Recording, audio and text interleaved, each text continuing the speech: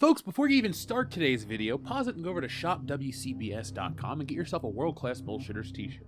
We just launched, we have some awesome designs, and we're going to be adding more monthly. We're going to treat the store as a reflection of the channel. We have a great joke on a show, we're going to put it on a shirt. We're also going to make it very interactive. If you buy our beer glass and drink with us, you'll get a shout out. It'll be like drinking with us virtually. So folks, go over to shopwcbs.com, support independent entertainment because the real world entertainment sucks. And now it's time for the video. The following is a world-class Bullshitters exclusive. So The Eternals is out, and it's not the success the MCU fans are claiming. I've thoroughly enjoyed covering Marvel's first rotten disappointment, The Eternals. During the build-up to the film, there was all sorts of talks of first this and on-screen sex scene that, and people didn't bite. What we have is another first for Marvel, a #1 film that is still a disappointment. Let's take a look. Why The Eternals is a box office disappointment for the blockbuster MCU. Disney and Marvel's epic Eternals fell just short of early domestic box office projections this weekend, opening at #1 across North America markets with $71 million, according to estimates from measurement firm CinemaScore.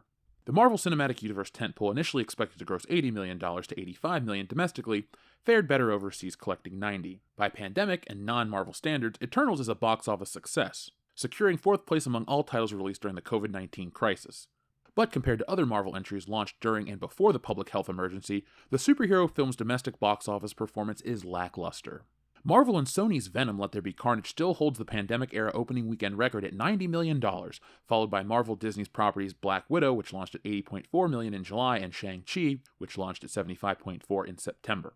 Black Widow likely lost some box office revenue because of its simultaneous streaming launch on Disney+, whereas Venom and Shang-Chi and Eternals all opened exclusively in theaters. Directed by Oscar winner Chloe Zhao, Eternals centers on a team of immortal extraterrestrial beings tasked with repeatedly saving humanity from monstrous forces over thousands of years. Stacked up against other MCU movies distributed by Disney since 2012, Eternals has only outperformed Ant-Man, which opened domestically at $57.2 million in 2015.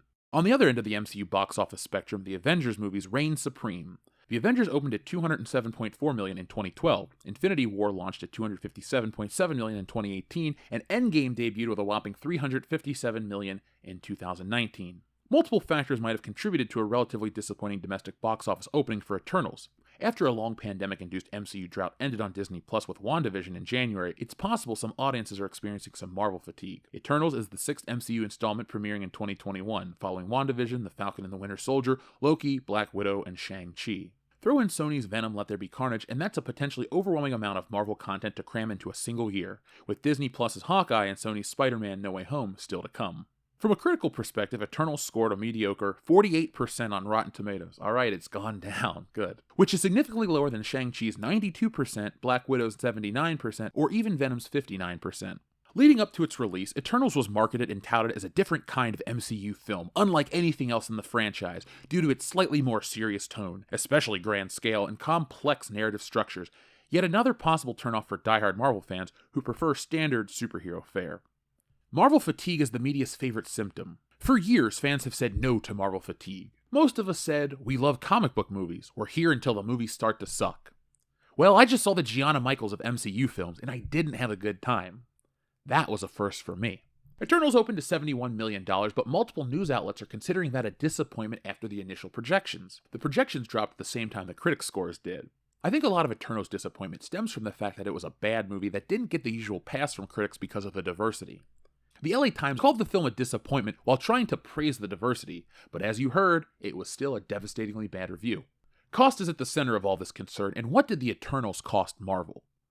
On the budget front, the Eternals cost $200 million to make before you add in advertising costs, and it cost a lot to advertise unknown superheroes. With a lot of the MCU, you have a built-in fan base. You haven't heard of the Avengers? Well, you probably knew Captain America and the Incredible Hulk. Cersei? What is this, Game of Thrones? Jon Snow, is that you? It is you! Oh shit.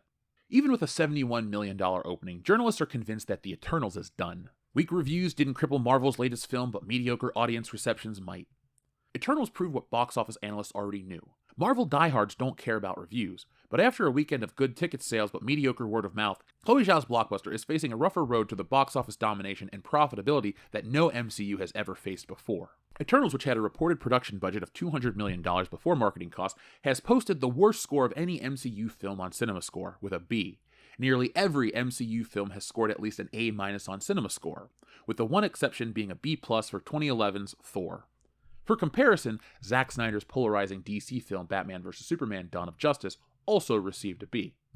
That doesn't bode too well for the Eternals. It cost $200 million to make, but that doesn't include advertising. The old tried and true formula was that the film needed to make 2.5 times its budget to break even. Recently, it seems like 3 times the budget is the new metric, but we'll stick to the older one for today. Eternals needs to cross $500 million to break even, meaning Marvel will have made no money. Will the Eternals keep going? Black Widow cost $200 million to make, just like the Eternals, opened to $9 million more at $80 million, featured an A-list star, Scarlett Johansson, and had a connection to the Avengers, and it still only made $376 million. It brought in an additional $125 million on Disney+, bringing its total to $501 million. But based on the 2.5 multiplier rule, Black Widow made $1 million in profit. That's awesome for most things, but not a Marvel film. The box office results are a New Orleans story, big and easy, but there's a bigger indicator that Eternals is FUBAR, and the fans have now turned on it.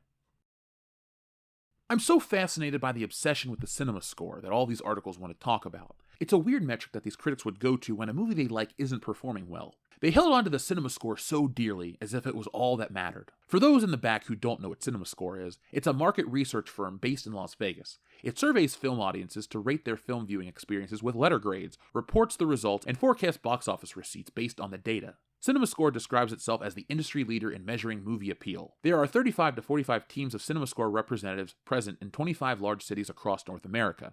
Each Friday, representatives in 5 randomly chosen cities give opening day audiences small survey cards.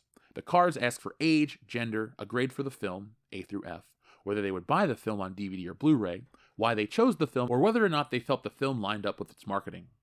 CinemaScore receives about 400 cards per film. The company estimates a 65% response rate and a 6% margin of error. So, fans submitted reviews from people who have no stake in this film succeeding. Also, opening day, meaning the biggest Marvel fans are going to show up on opening day. The Eternals is the first Marvel film I didn't see on opening day. Every other one, I could have been given a CinemaScore card. Now, the fans just want something entertaining. But the CinemaScore is the alarming metric. The people this movie is for aren't liking it. The Eternals is sitting lower than any other MCU film. Let that sink in. Just for fun, I'm going to close today's video out with a ranking of every MCU film based on their CinemaScore. It's going to be interesting. It starts with Black Panther, and well, you'll just have to watch the rest of the video to find out. It's not hyperbolic to call the Eternals the worst of the MCU. The fans have voted on it. Every metric used to sing the film's praise isn't coming up favorable. People don't like the Eternals. There's one more big superhero film being released this year, and it's Spider-Man: No Way Home. I've liked what I've seen, but I think the film is in serious danger. If it doesn't live up to the unattainable expectations and feature Tobey Maguire and the other guy teaming up with Tom Holland, people are going to be upset. But misinformation and wish fulfillment is going to fuel those fires all the way until December. But we'll talk about that later.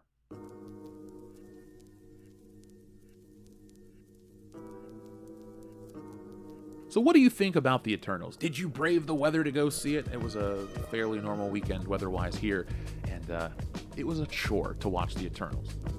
Marvel fatigue is definitely a thing for me because it's become a chore to go support these films, to go out and see them. I had a big group of people in town last night. Let's go see it.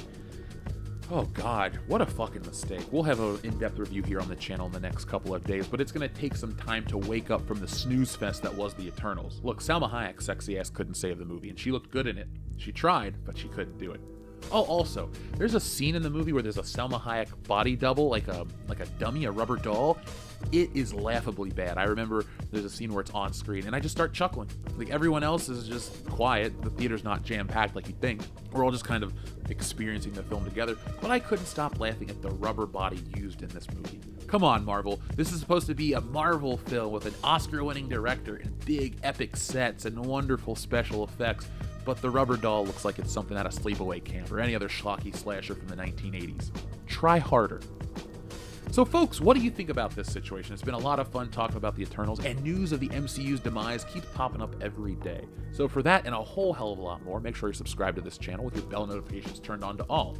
Thank you to all the new viewers, thank you to all the new subscribers, and thank you to everyone who's been here since the beginning. You are the only ones who know what I'm about to say. Always be excellent to each other.